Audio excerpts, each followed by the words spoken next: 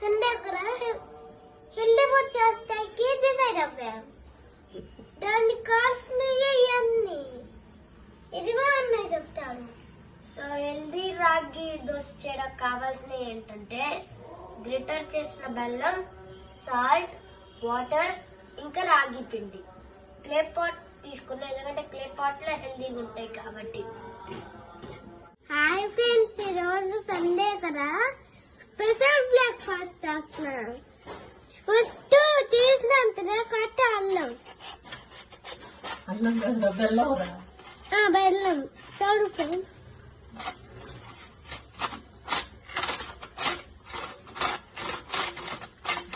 ఇలా గ్రేటర్ చేయాలి.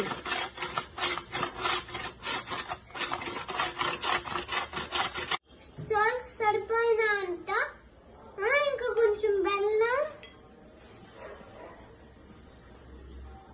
ఇంకా దాని తర్వాత కొంచెం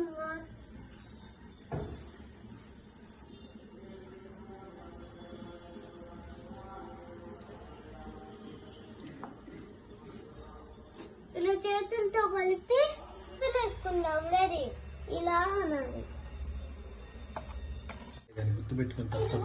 ఇదిగోండి కొంచెం ఏంటిదో ఇది అది పోయాలి, ఆయిల్ పోయాలి.